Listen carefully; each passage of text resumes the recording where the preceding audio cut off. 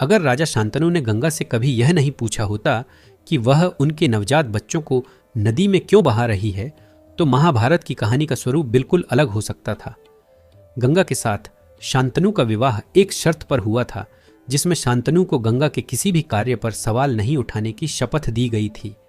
गंगा के द्वारा उनके 7 बच्चों को नदी में बहा देने के बावजूद शांतनु ने चुप्पी साधी थी, लेकिन जब 8वें बच्चे का जन्म हुआ तो शांतनु का धैर्य टूट गया और उन्होंने गंगा से सवाल किया।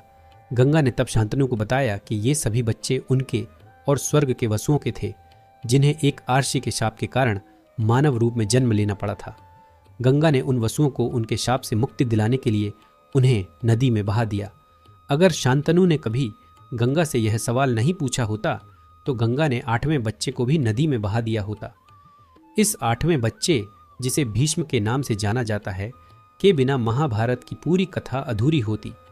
भीष्म ही वह पात्र थे जिन्होंने हस्तिनापुर के राज्य को सहेजा और उनके द्वारा लिया गया आजीवन ब्रह्मचर्य का व्रत महाभारत की कथा का एक महत्वपूर्ण आधार बना।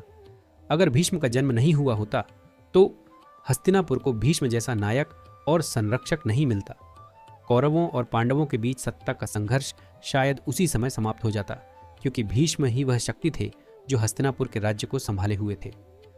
महाभारत के युद्ध में भीष्म का अभूतपूर्व योगदान और उनके द्वारा किए गए बलिदान की कहानी कभी लिखी नहीं जाती।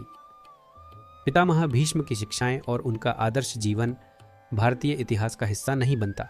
इस तरह अगर शांतनु ने गंगा से यह सवाल नहीं पूछा होता